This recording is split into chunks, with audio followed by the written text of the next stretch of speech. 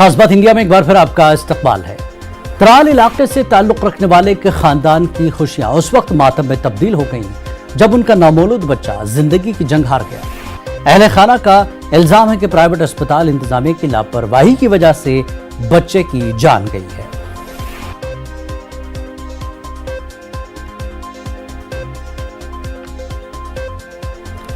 और किलर शोपियां में बीजेपी की बड़ी अवामी रैली मुनक्किद हुई। बीजेपी क़यादत यहां शरीक थी। इस मौके पर बीजेपी के नायब सदर सूफी यूसुफ, जम्मू कश्मीर में भी बीजेपी के जनरल सेक्रेटरी सुनील शर्मा और बीजेपी के चीफ तर्जमान अल्ताफ ठाकुर और दीगर लीडरान मौजूद थे। इस दौरान बीजेपी के जनरल सेक्रेटरी सुनील शर्मा ने अपनी तकरीर में कहा कि इलेक्शन के तमाम इंतजाम कर लिए गए हैं और रवां साल में किसी भी वक्त इलेक्शन कराए जाएंगे। उन्होंने कहा कि यासीन मलिक को जो सजा दी गई वो अदालत ने दी और हुकूमत का इस मामले में कोई दखल नहीं है। मुफ्ती साहब जो यहाँ के चीफ मिनिस्टर रहे हैं, उनकी बेटी सईद रुबिया जी को, जिन्होंने एक मुजरिम की पहचान की और उन्हीं की आइडेंटिफिकेशन के आधार पे, उन्हीं की शिनाख्त पर इस वक्त यासीन मलिक को फांसी का फंदा भी मिल सकता है। ये मुबारकबाद मुफ्ती फैमिली को है, ये मुबारकबाद टू फैमिली अलायंस को है कि शिनाख्त इतने सालों के बाद भी की।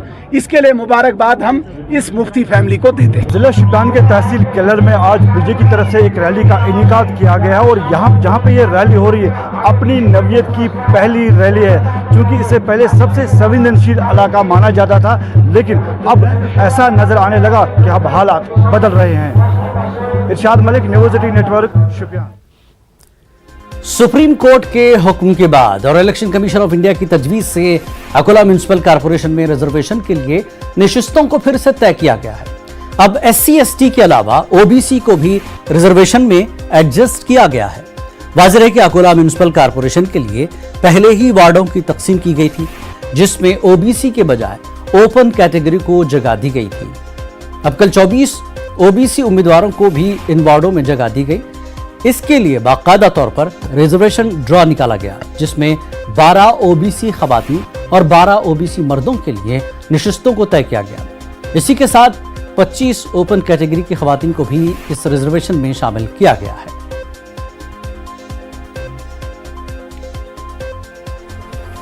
अकोला में श्रावण के महीने में सोमवार यानी पीर के रोज अकीदतमंदों की भीड़ इकट्ठा हो जाती है, जबकि शहर के बाहर 15 किलोमीटर दूरी पर वाक़े गांधी ग्राम नदी पर कांवड़ियों के आने जाने से ट्रैफिक जाम का मसला पैदा हो जाता है।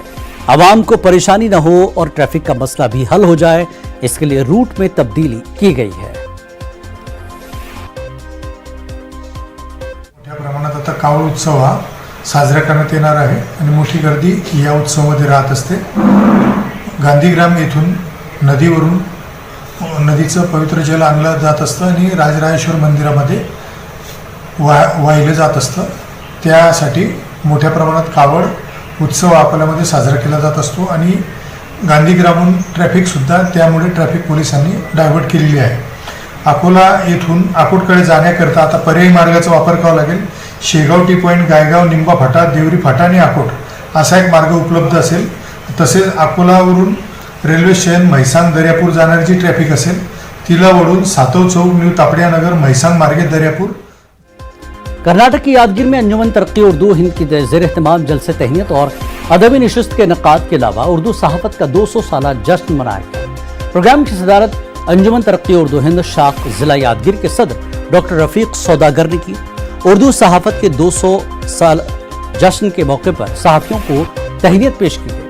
अदबी नशिस्त से पहले मजमूए कलाम बर्ग रेशम की इशाअत पर आंध्र प्रदेश के विशाखापट्टनम की मारूफ शायरा रफत आसिया शाहीन को भी तहनीत पेश की गई। रफत आसिया शाहीन ने नौजवानों को उर्दू ज़बान से जोड़ने की सरपरस्तों से अपील की। प्रोग्राम के दौरान मुख्तलिफ इलाकों के शोरा इकराम ने कलाम पेश किया। अंजुमन के सेक्रेटरी सैयद साजिद हयात ने निज़ामत के फ़राइज़ अंजाम दिए। तुम एक सवाल का भी ना दे पाओगे जवाब, जब जिंदगी करेगी सवालात देखना। सैलाब में तो डूब गई बस्तियां कई, सैलाब में तो डूब गई बस्तियां कई, कितने दुखों को लाई है बरसात देखना। चराग हस्ती जलाए कैसे हवा तो दुश्मन बनी हुई है, हमारे आंगन की डाली अब भी, हमारे आंगन की डाली अब भी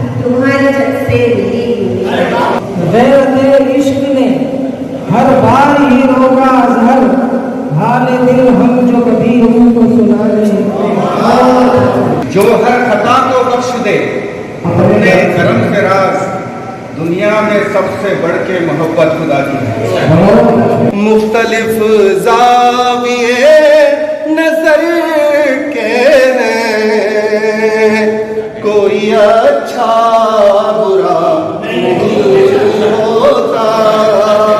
हमने देखे सूली पर बेखताओं के ही सर किसी भी जालिम का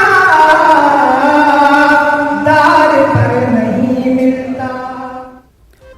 कर्नाटक के रायचूर जिले के मस्की में कर्नाटक वर्किंग जर्नलिस्ट यूनियन और रायचूर रिपोर्टर्स गिल्ड के इश्तराक से प्रेस डे के मौके पर नुमाया खिदमात अंजाम देने वाले सहाफियों के लिए अवार्ड और तहनीती प्रोग्राम का इनेकाद अमल में आया। इस मौके पर Karnataka state working journalist union के रियासती सदर शिवानंद तगडूर, मकामी रुकन असम्बली बसवन गौड़ा तोरिहाल और साबिक रुकन असम्बली प्रताप गौड़ पाटिल ने मेहमानान खुसूसी की हैसियत से शिरकत की।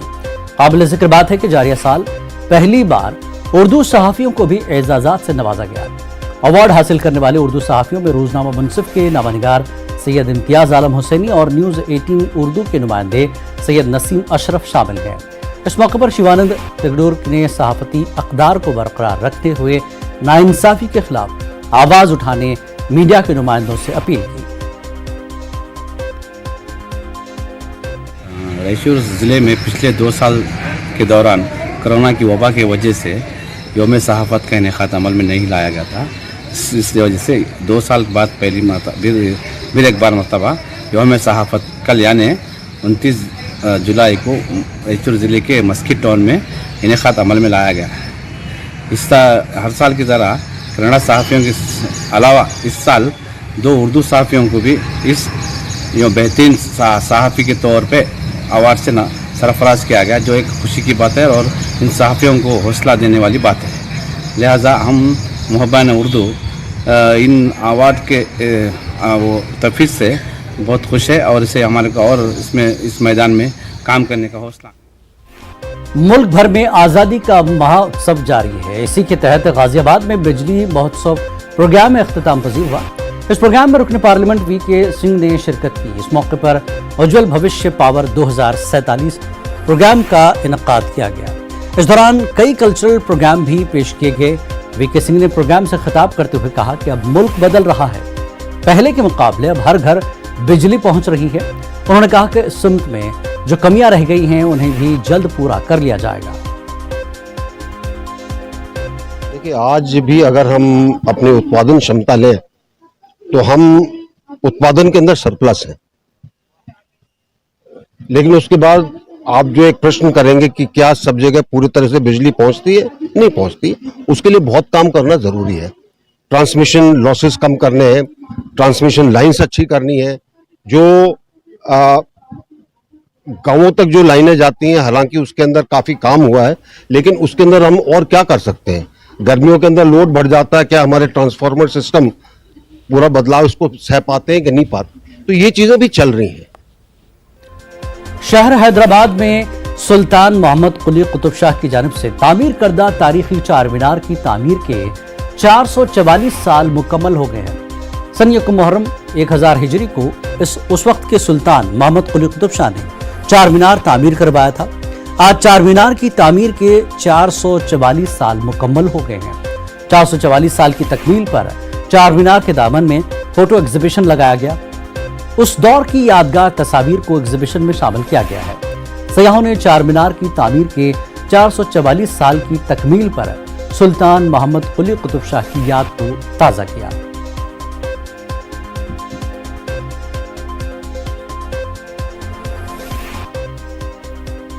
इल्म और उसकी जस्तजू इस्लाम में हमेशा से एक इंतहाई बुनियादी अमल रहा। तालीम की इसी तफहीम के साथ students Islamic organisation of India Hyderabad city के ताउन से education and career guidance centre Telangana ने तालीमी और करियर रहनुमाई के लिए एक मरकज का इफ्तिताह किया। शहर के मेहदीपट्टनम में वाक़ इस मरकज में साथ ही तलबा की काउंसलिंग का इंतजाम भी किया गया, जिसमें शाहीन एजुकेशन फाउंडेशन के बानी डॉक्टर अब्दुल कदीर समेत दीगर अहम शख्सियात ने शिरकत की। और काउंसलिंग और करियर रहनुमाई मरकज का मकसद नौजवान जहनों के मुताबिक मुफ्त में तालीम और करियर की रहनुमाई फराहम करना है, ताकि दिलचस्पी, तरजीहात और टैलेंट उन्हें करियर के मुख्तलिफ काबिल ज़िक्र चीज़ों से वाकिफ कराना भी था ताकि माशरे के लिए एक बेहतर मुस्तकबिल की तश्कील हो सके। वाज़ेह हो कि SIO ऑफ इंडिया गुज़श्ता 40 सालों से मुल्क में तलबा बरादरी की रहनुमाई के लिए कोशा है और तलबा की फलाह बहबूद और तरक्की के लिए हमेशा सरगर्म रही है। आज ECGC education career guidance centre के ऑफिस का इनॉग्रेशन हुआ है मेहदीपट्टनम पर। ECGC एक बहुत पुरानी ऑर्गेनाइजेशन है जो स्टूडेंट्स को करियर और के अंदर गाइड करती है।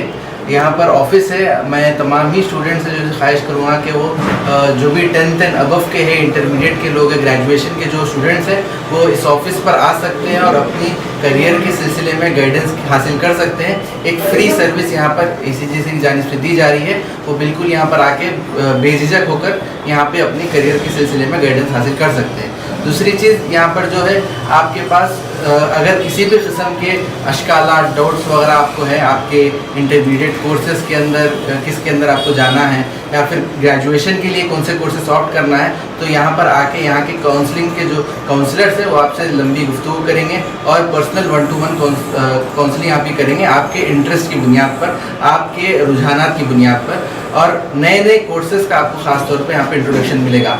ऐसा नहीं है कि आपके पास बहुत ही कम कोर्सेज अवेलेबल है। इंडिया के अंदर बहुत सारे कोर्सेज हैं जहाँ से आप कोर्स भी कर सकते हैं, आपकी जैसे करियर भी आप बना सकते हैं और फिर एजुकेशन भी हासिल कर सकते हैं। यहाँ पर आज education and career guidance centre का इफ्तिताह हुआ है। इसके लिए मैं तमाम नौजवानों को मुबारकबाद दूँगा। यकीनन इसकी एक बहुत अहम ज़रूरत है सही रहनुमाई की, और ये नौजवान अच्छा जज्बा रखते हैं और ये खुद तजुर्बेकार हैं। हमको उम्मीद है कि इंशाअल्लाह इससे बड़ा फ़ायदा होगा। मैं SIO को बहुत बहुत मुबारकबाद पेश करता हूँ। ये कैरियर गाइडेंस सेंटर इधर ओपन हुआ है। ये नौजवान को, यूथ्स को, specially 10th class students, intermediate students, college students के लिए बहुत बहुत फ़ायदा है।